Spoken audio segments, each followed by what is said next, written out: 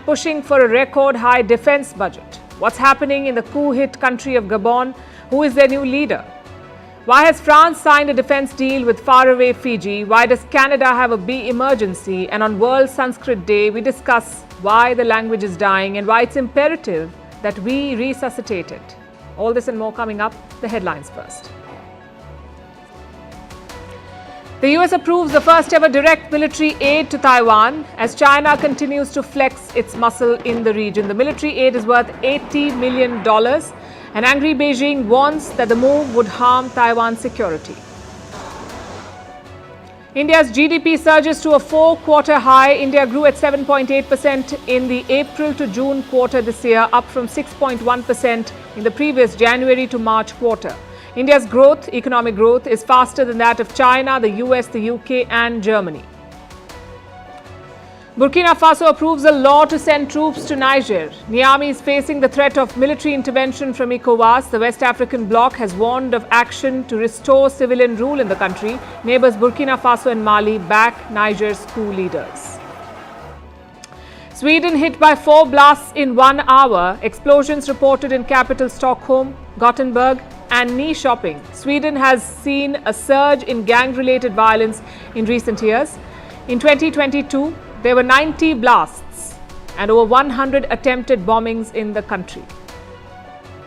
Thailand's former Prime Minister Thaksin Shinawatra seeks royal pardon. He was jailed when he returned to the country after 15 years in exile. He is serving an 8-year prison sentence. The 74-year-old was convicted of graft and abuse of power.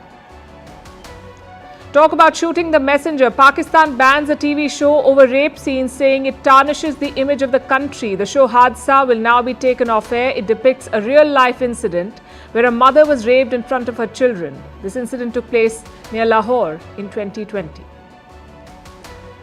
And Mexico's opposition picks Xochitl Gálvez as their presidential candidate. The elections will be held next year. Gálvez is aiming to become the first female president of the country. She will take on President Obrador's dominant party. Reports suggest that they too are looking to field a female candidate.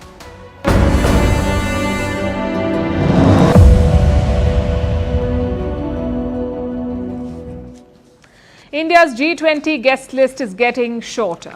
First, Vladimir Putin pulled out, and now Xi Jinping could be doing the same. Reports say the Chinese president will not be attending the summit in New Delhi. Instead, the Chinese premier will fly down. Now, just a disclaimer, this is not official yet. We've not had confirmation on this from either India or China, but the rumor mills have been buzzing for a while. Indications were that Xi Jinping will not come. The obvious question is why? Why wouldn't Xi Jinping visit India? He travelled to Bali for last year's G20 Summit. He also travelled all the way to Johannesburg for the BRICS Summit earlier this month. So why not New Delhi?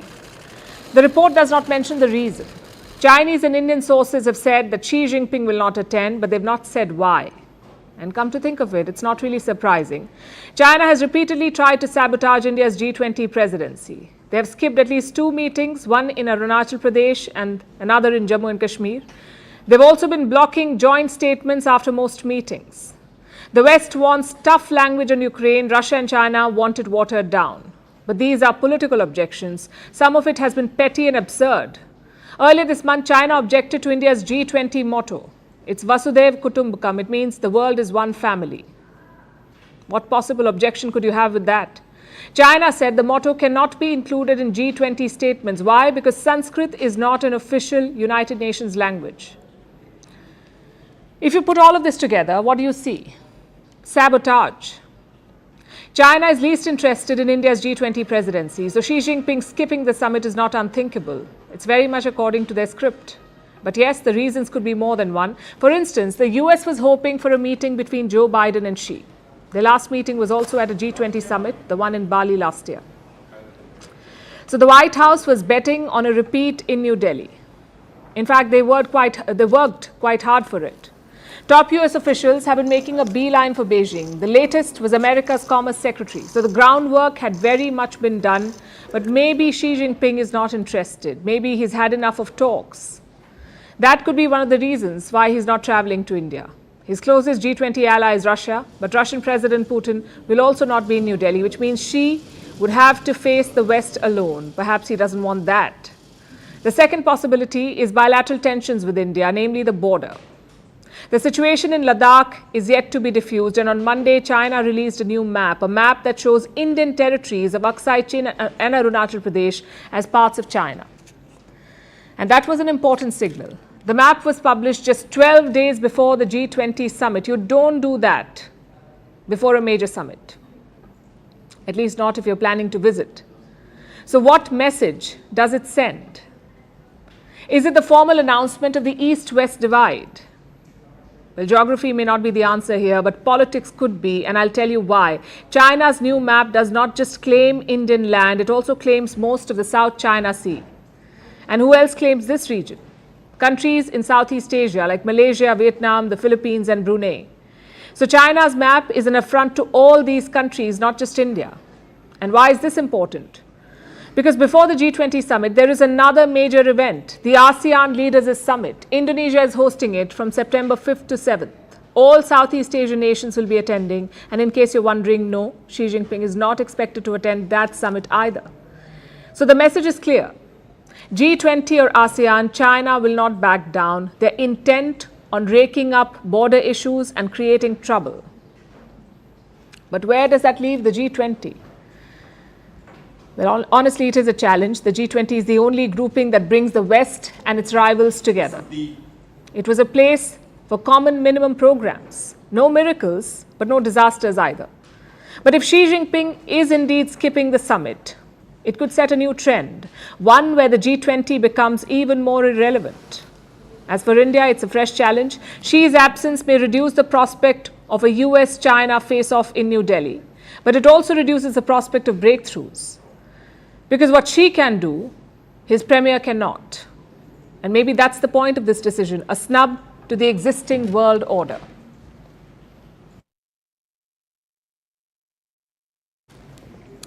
Our next story is about a company that has become one of America's biggest strategic assets, a company called Nvidia. It's a technology giant. It calls itself a world leader in artificial intelligence computing. And it's been making headlines. The US government has passed a new order. It bars Nvidia from exporting chips to some countries in West Asia.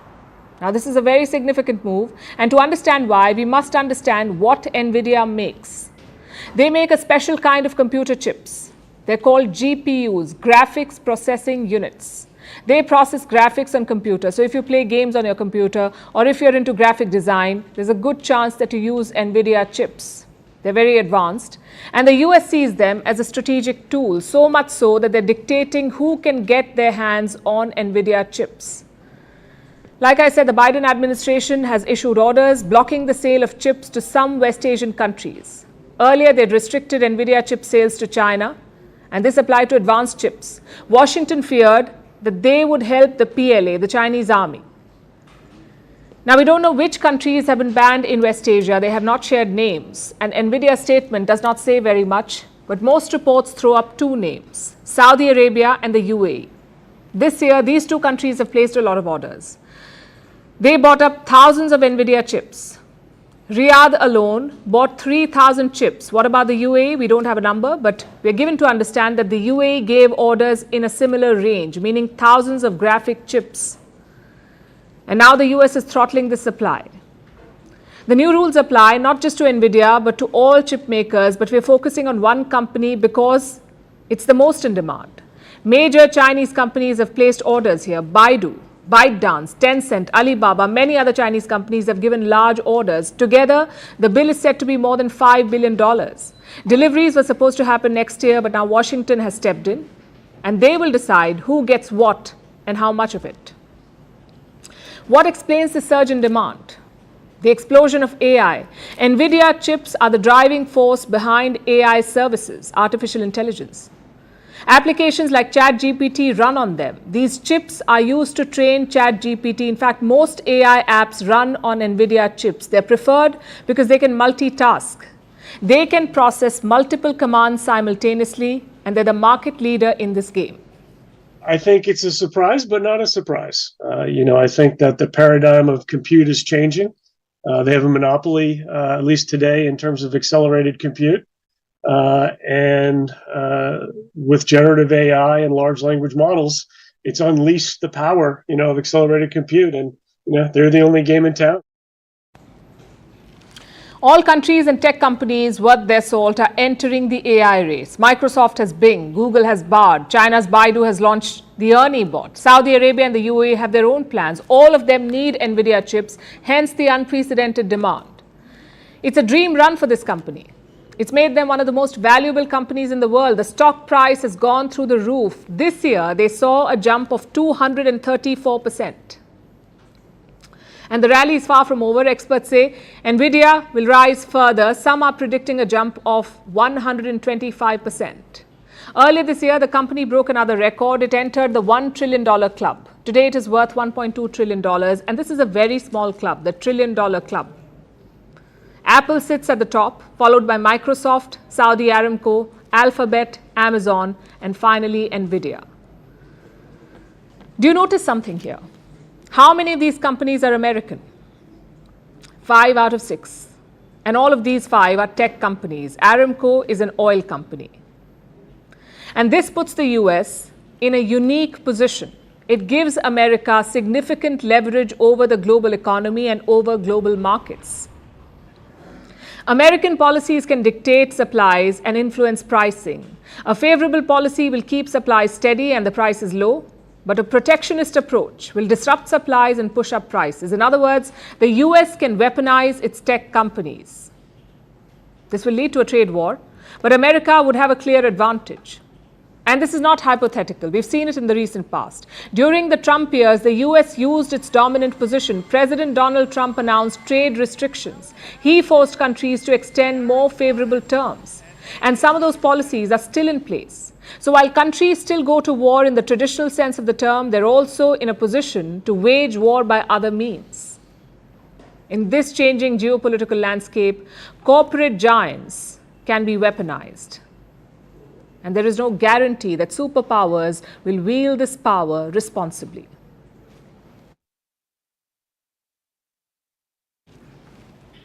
So how does one counter this influence? Through constant innovation. That's what you need.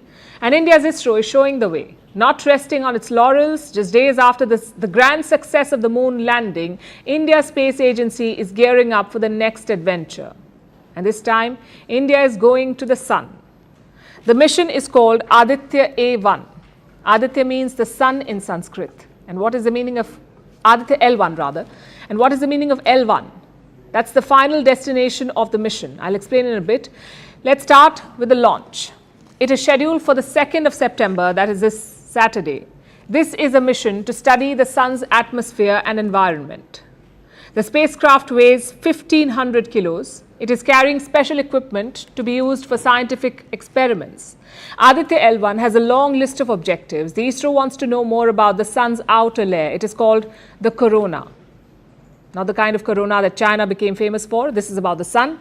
ISRO wants to understand how the sun works. And by that I mean solar activity. How it affects the planets in our solar system. Things like solar flares and solar winds. How do they affect the Earth? ISRO will try to answer all these questions with this mission. It plans to travel to a very special location near the sun.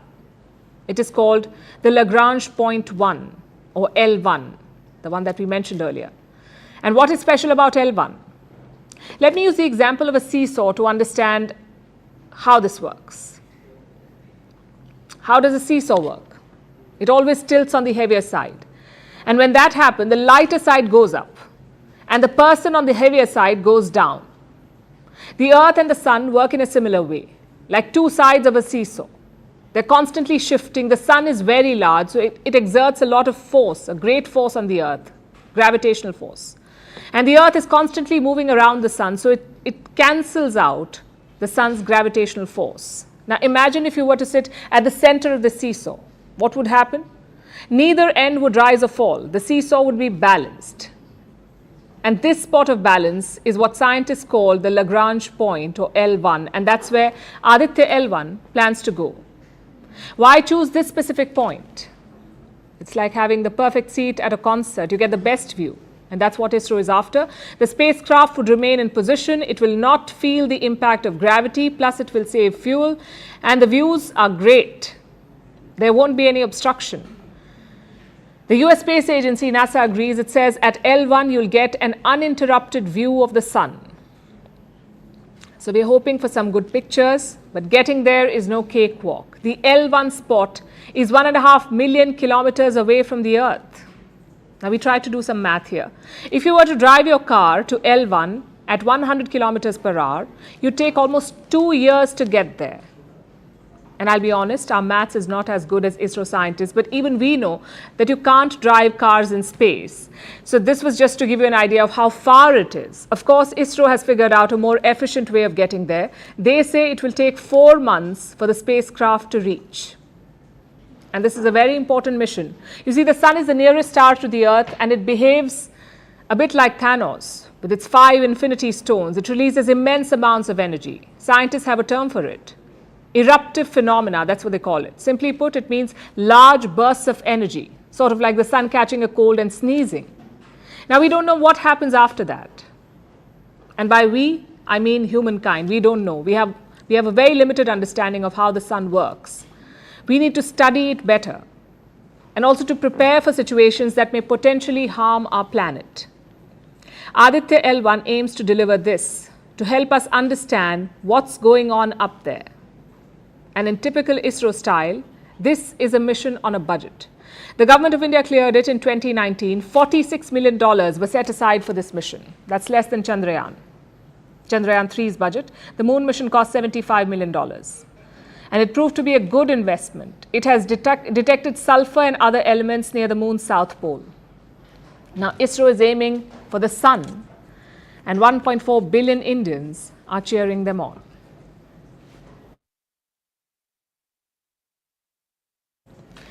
Is Russia attacking Poland? Not with missiles and bombs, but by other means. It's a question that's being asked in light of some recent developments. In the last few weeks, Poland has seen a sudden rise in train accidents. There have been train derailings, accidents, and even the hacking of their rail network. What explains these incidents? The railways are important for Poland, as for any other country, but in this case, they're equally important for the NATO and Ukraine, Polish railways. The Polish rail network helps deliver everything from aid to weapons to Ukraine. It is also a key route for world leaders who are visiting Ukraine if they're not flying there, which makes these attacks even more suspicious. Authorities believe there's a Russian hand in this. Our next report tells you if Moscow is sabotaging the Polish railways. Since the war broke out in Ukraine last year, a lot of world leaders have visited Kyiv. There was US President Joe Biden, French President Emmanuel Macron, German Chancellor Olaf Scholz, EU Chief Ursula von der Leyen. You know what they all had in common? They all took a train to Kyiv from Poland. The railways are crucial for any country, but the Polish rail network is especially important right now, especially in the face of the war. It transports not just humanitarian aid to Ukraine, but also NATO weapons.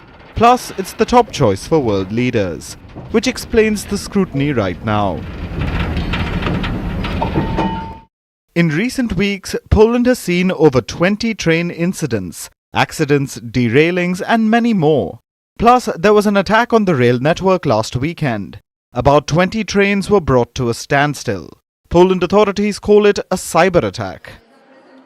Poland's trains use a radio system, one that lacks encryption or authentication.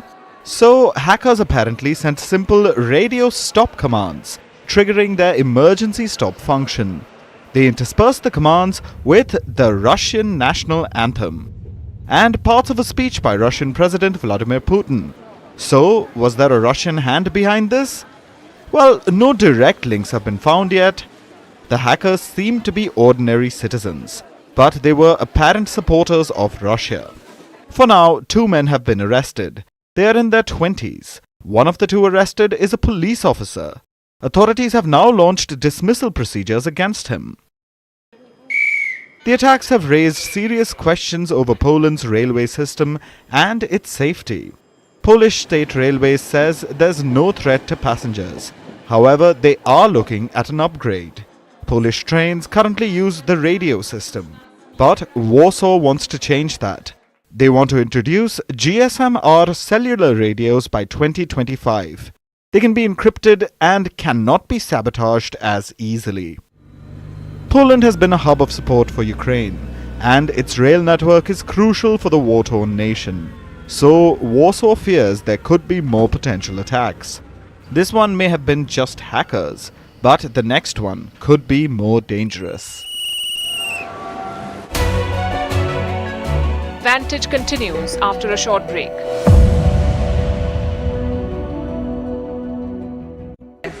Yeah, he's called them. So I don't want to speak much about it because it takes agenda away from people's agenda. India is speaking people's agenda.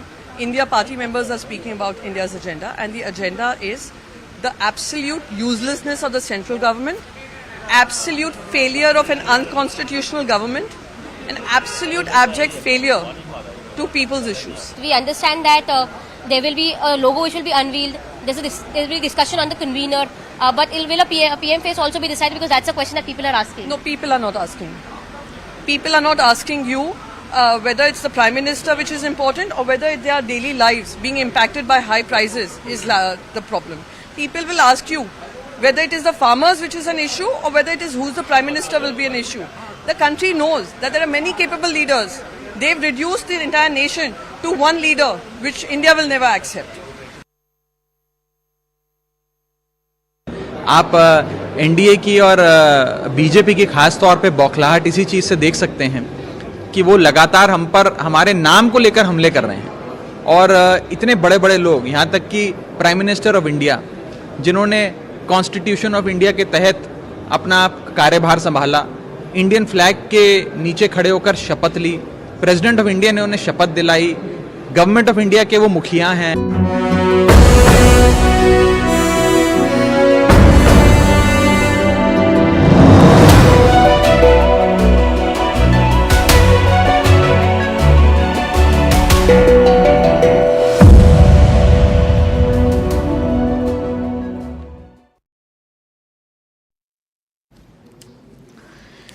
It's not just in Europe. War clouds are gathering over East Asia as well, and it seems like Japan has spotted them.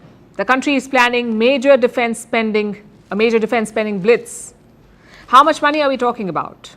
Around $53 billion. The request has been submitted by the Defense Ministry of Japan. If approved, it would be a record, Japan's highest ever spending on its military.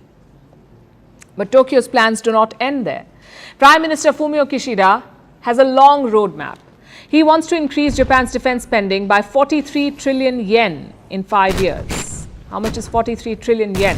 Around 290 billion US dollars. If completed, defense would make up 2% of Japan's GDP. Now, to give you some context, NATO countries are required to spend 2% of their GDP on defense. Japan is not a NATO member, but clearly the thought process is the same. And we can't emphasize how important this spending is. Japan is a pacifist country. Their constitution does not provide for an army. They don't have an army. What they have is called a self-defense force. Plus, there is a lot of history here. Japan was an aggressor during the Second World War. Their neighbors have bad memories of Japanese militarism. So Japan arming itself is not just strategic. It is also traumatic for many countries. And Tokyo is aware of all of this. Since the 1960s, they imposed spending limits on defense, not more than 1% of the GDP. That's what Japan had. So why are they doubling it now? Why are they targeting 2%? Because of China, and to a lesser extent because of North Korea as well. Last year, Japan published a new national security strategy, their first in almost 10 years. Look at what it says on China. The strategic challenge posed by China is the biggest that Japan has ever faced. And remember, this is a country that was devastated by nuclear bombs, whose neighbor is a rogue nuclear state, yet they call China their biggest challenge ever. It tells you what Tokyo is thinking. We will detail where Japan is spending this money, but first, some comparisons. At $53 billion, where would Japan's defense budget stand? At number 9 in the world.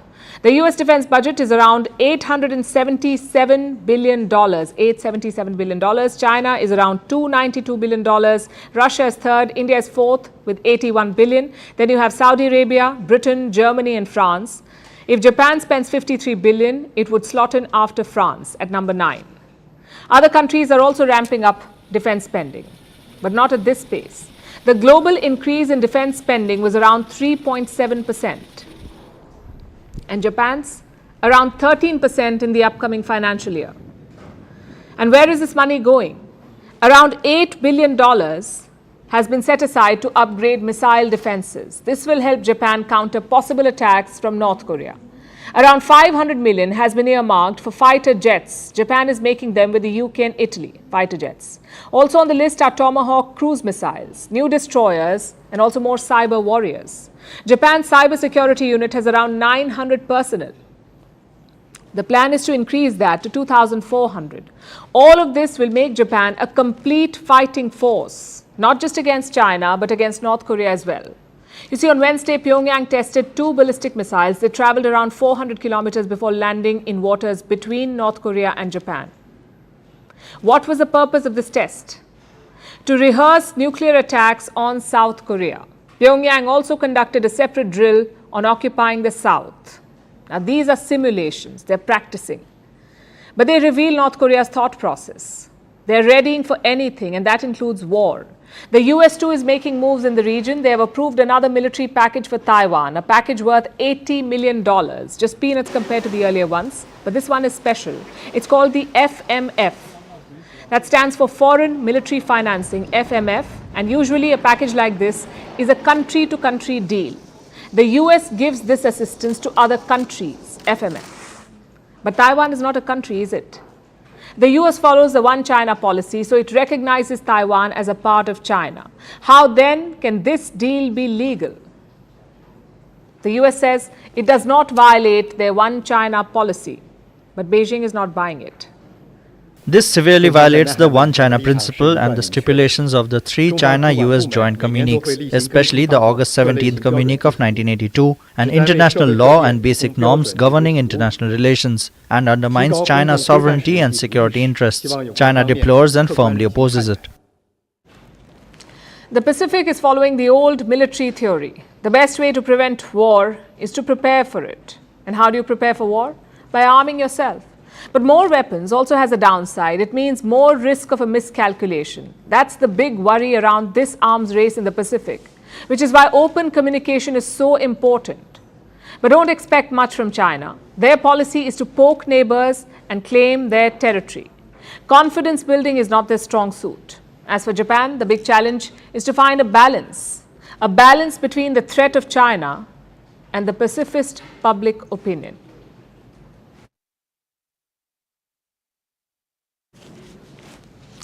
And now to the big story developing in Africa, the coup in Gabon. We told you about this yesterday. This is a Central African nation. For the uninitiated, this is where Gabon is located on the map. It has a population of just 2.3 million people, plus a lot of natural resources. Over the decades, Gabon's minerals have made it wealthy, or at least made some people there very, very rich, like the Bongo family. President Ali Bongo was put under house arrest yesterday. This was minutes after an election result was announced. The election took place on Saturday. The result came out on Wednesday morning. Bongo was declared the winner, and that's when he was locked up. He sent out this video after he was detained. I'm Ali Bongo Ondimba, President of Gabon, and I'm to send a message to all the friends that we have all over the world to tell them to make noise, For the people here have arrested me. And my family, my son is somewhere, my wife is in another place, and I'm at the residence. Right now, I'm in the residence, and nothing is happening. I don't know what's going on. So I'm calling you to make noise, really. I'm thanking you. Thank you. Make a noise, he says. We'll come back to this. And this is quite a story, so listen carefully. The Bongo family has been in power in Gabon for about 55 years. The detained president, the one you just heard from, is Ali Bongo. His father was Omar Bongo. He was president for 42 years. He died in the year 2009. That's when his son, Ali Bongo, took over.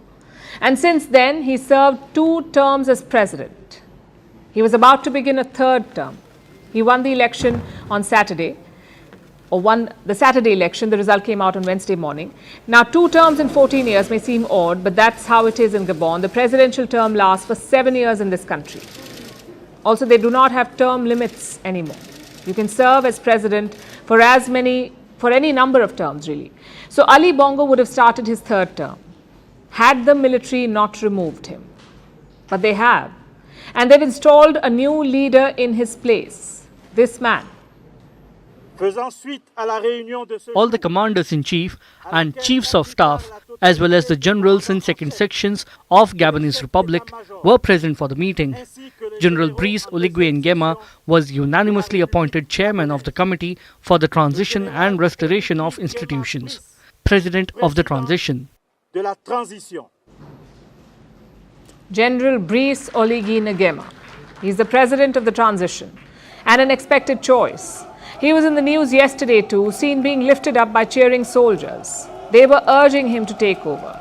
General Nguema is a former head of Gabon's Presidential Guard. It's an elite regiment that protects the president, identifiable by their green berets, the same Presidential Guard that also put Ali Bongo under house arrest. Now, General Nguema was their leader. He spoke to the press yesterday. He said that Bongo has been retired. He also justified the coup by saying that Bongo was ill, that he was weak after he suffered a stroke in 2018. And he said that the election itself was not conducted properly, which is why Gabon's army had decided to take action. Apparently, Bongo will still enjoy his rights, but only as a normal citizen, not as a president. And they say he will not be harmed. Is that because the general doesn't want to hurt his own family? Why do I say this? Because the new president, the General Nguema, is related to the Bongo family. He's apparently a cousin of Ali Bongo. But then again, that may not mean very much. The Bongo family is very large. The late former president, Omar Bongo, had more than 30 children. According to some reports, more than 50. So the general may not be all that close to his numerous cousins, but blood is not the only thing that he shares with the Bongos. He's also been accused of nepotism and corruption. He served in the Presidential Guard after graduating from a military academy in Morocco. In 2009, when Ali Bongo became president, the general was sent on diplomatic missions to Morocco and Senegal. He also happens to be a millionaire. Between 2015 and 2018, he bought 3 houses in the US, in the state of Maryland, and they were purchased for more than $1 million in cash. When asked about these properties, the general told the press that a person's privacy should be respected. Unless military service in Gabon rakes in millions of dollars, how do you afford $1 million properties in cash? As of today, these are all allegations and they do not seem to matter to the people of Gabon very much. They look quite happy with this turn of events. Many were seen celebrating the fall of the Bongo family.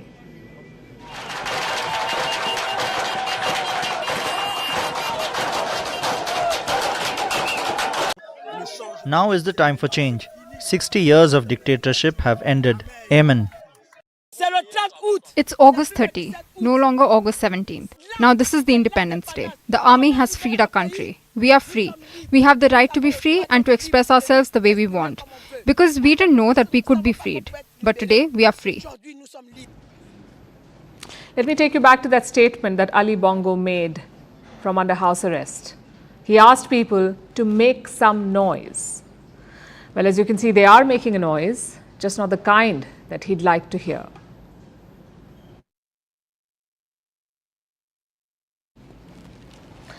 They say a man's reach should exceed his grasp. In other words, you should dream beyond your limits. That's what French President Emmanuel Macron seems to be doing. He is all set to strike a deal with Fiji, a security deal. The Fijian cabinet has already approved it. The next step is signatures. And why does the security deal, what does it cover? What does the deal cover? A whole lot of things. joint defense research, training, logistical support and emergency assistance. This deal has been in the pipeline since 2016. Domestic politics came in between. Back then, Fiji had a pro-China leader. He took military vehicles and vessels from Beijing. But the current leader is not pro-China and he is pivoting back to the West. But why France? Why not sign a deal with the US or Australia? Because of Fiji's location. Fiji shares a maritime boundary with two regions, New Caledonia and Wallis and Futuna. These are French overseas territories, meaning they're part of France. The people living there are French citizens. And this location gives France an advantage. In the past too, they've helped Fiji. Let me tell you what happened in the year 2004. Massive rains slashed the archipelago. Several Fijian fishermen were lost at sea. France was the first to offer them help. They had naval aircraft stationed in New Caledonia. The planes were deployed to look for the lost fishermen. It may not sound like much, but for a country of 900,000 people, such gestures are important. Having said that, France is not alone. The Pacific Islands have become a new political battleground. All major powers want security deals with them. China has won with the Solomon Islands. The US has won with Papua New Guinea. And now France has won with Fiji. I know the list seems a bit off. Why are France and the US not combining efforts?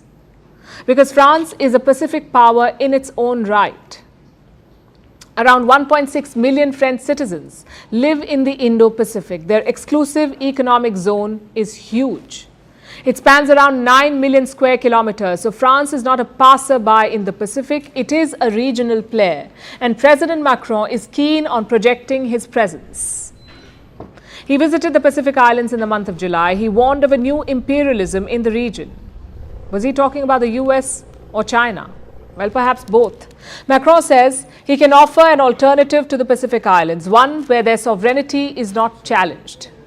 It's a pretty ambitious goal, but not a surprising one. Macron has always been keen on foreign policy. At first, his ambitions were helped by luck.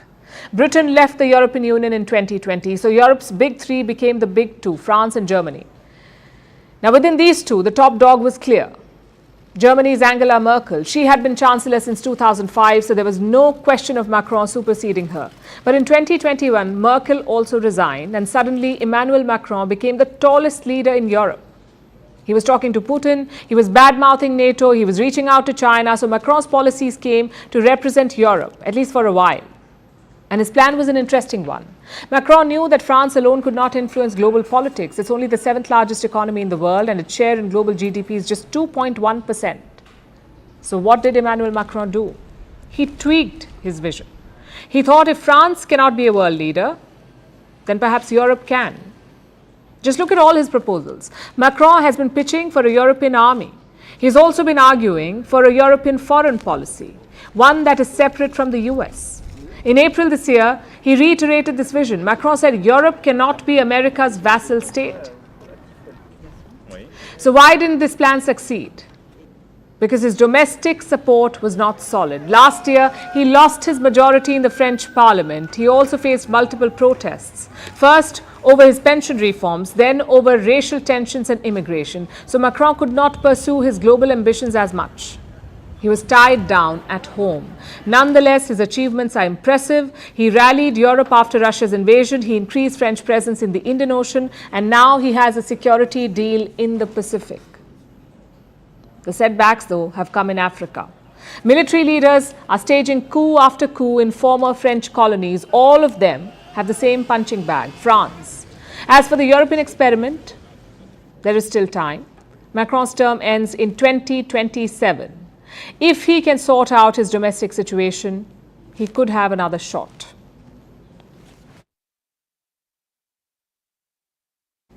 And now to a story that is making all the buzz.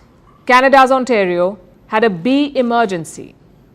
5 million bees fell off a truck near Toronto. 5 million bees. You can imagine the chaos that ensued. Bees and their hives were scattered over a 400-meter radius. Some clustered on nearby cars and mailboxes. Others were angrily buzzing around. The driver of the truck took the biggest hit. He was stung more than 100 times.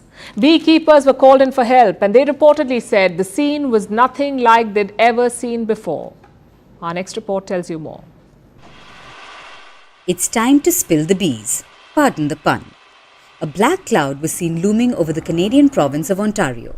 Wait, not in the literal sense, of course. What you see is a swarm of bees. Here's what happened. Beehives were being transported in a truck. They were being held in place with straps. During the journey, these straps came loose. I believe the strap somehow came loose or loosened and the crates fell off of that. Hives slipped free and chaos ensued. I woke up to my wife saying there's something going on outside, there's all kinds of bees or something. 5 million bees fell off the truck. The scene was surreal. Bees and their hives were scattered all over the place. They were spread over a 400-meter radius.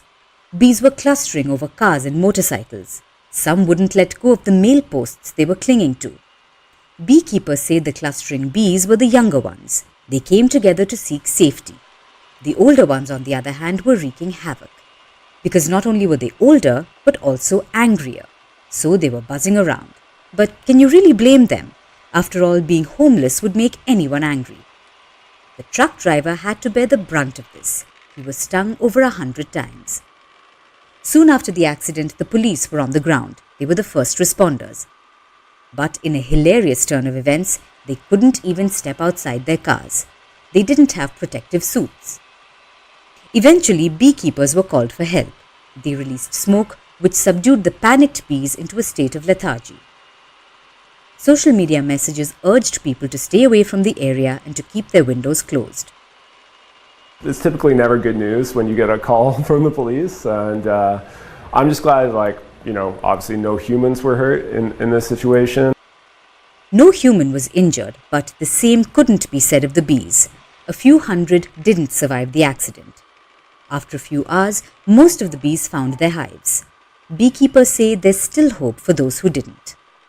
They communicate by smell, by sight, and all that. So they will start to communicate in those ways and figure out their way home. So hopefully sooner rather than later. We never thought we'd say this, but next time you're out for a long drive, don't forget to strap your bees.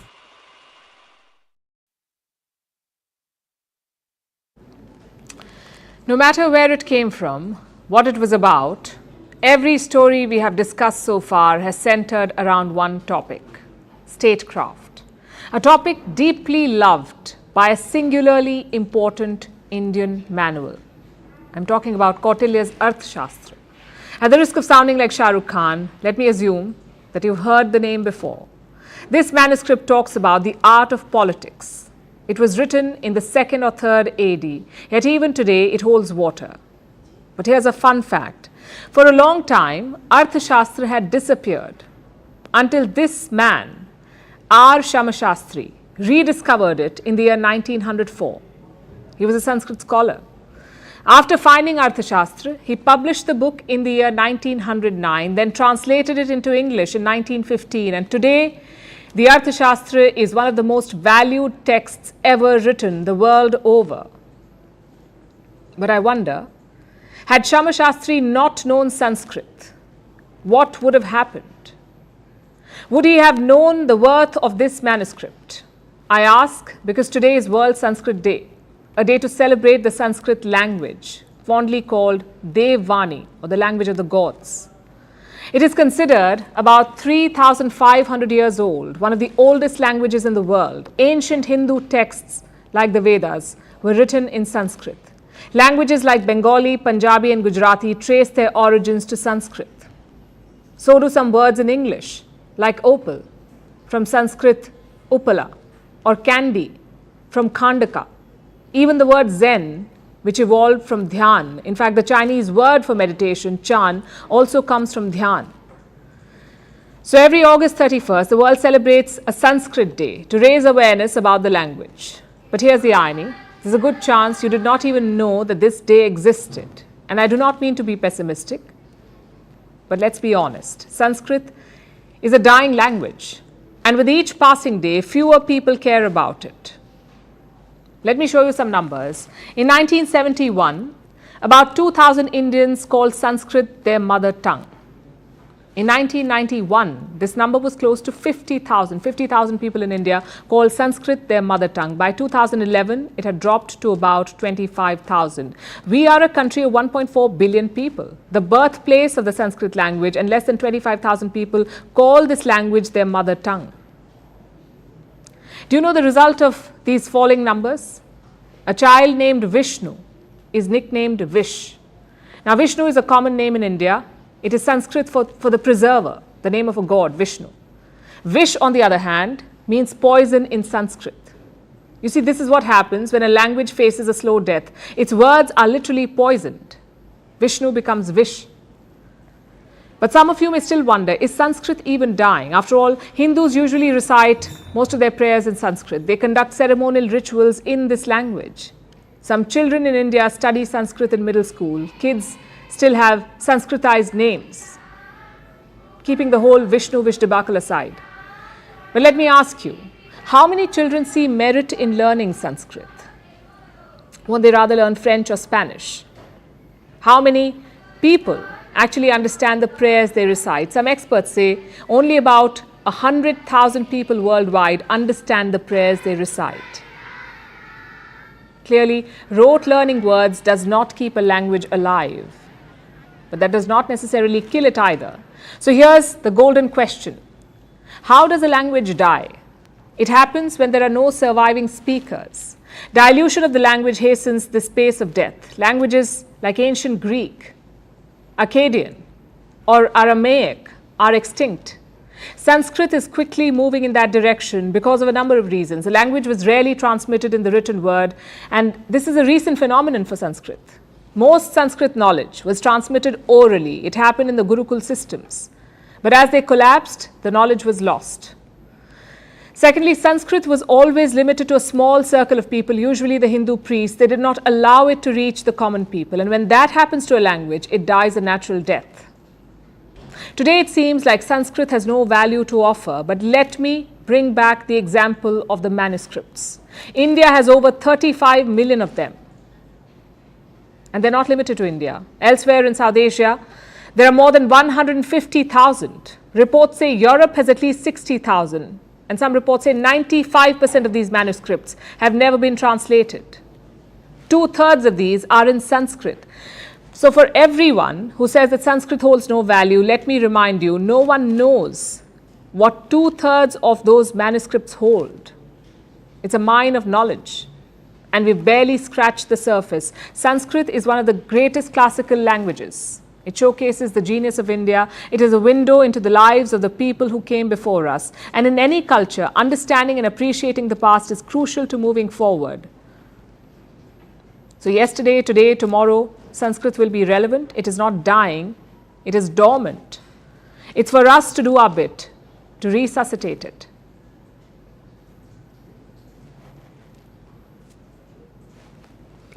And now it's time for Vantage Shots, images that tell the story. In Florida, Hurricane Idalia left behind a trail of destruction and debris, destroying houses and entire towns, in fact. In South Africa, a blaze engulfed an entire apartment block in Johannesburg. More than 70 people have been killed. And there will be no monkey business at this year's G20. New Delhi has installed cutouts of langurs to deal with rogue monkeys ahead of the summit. Finally, we're taking you back in history. On this day in 1997, Princess Diana died in a car crash in Paris. She was being pursued by paparazzi when the car spun out of control and crashed. Diana was taken to hospital, but she succumbed to her injuries. She was only 36-year-old at the time. We're leaving you with this. Thank you for watching. We'll see you tomorrow.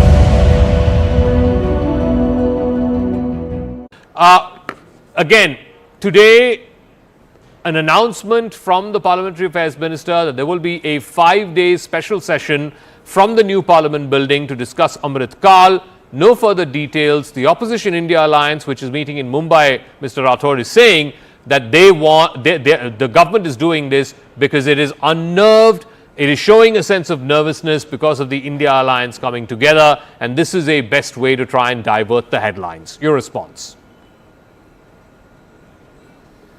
It is the prerogative of the government to call for a parliamentary session, and it is for the political parties to, especially those who are elected, to come to the parliament and make any of the law which is important for the country.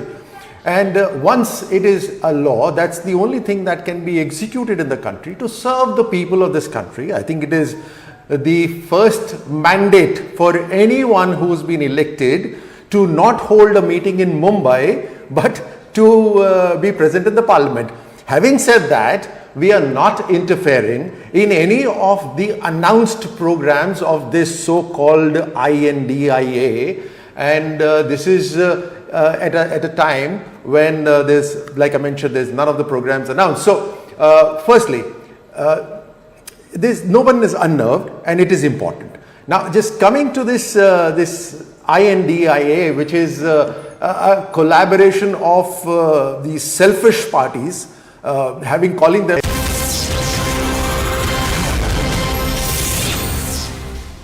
A very warm welcome. You're watching Breaking on News 18. I'm Akanksha Swaroop. Let's dive into the segment with some breaking inputs coming in. We're learning that Prime Minister Modi has now greeted the world on World Sanskrit Day, and this is what the Indian Prime Minister had to say. The Prime Minister has said, and let me quote, "I laud all those who are passionate about it. India has a very special relation with Sanskrit. To celebrate this great language, I urge you all to share one sentence in Sanskrit. Don't forget to use hashtag celebrating Sanskrit." Well, that is what Prime Minister Narendra Modi's message has been. Let's quickly go across to our correspondent Payal, who's joining me on the phone line. Payal, it would be interesting if you could translate what Prime Minister's message on X was with regards to Sanskrit.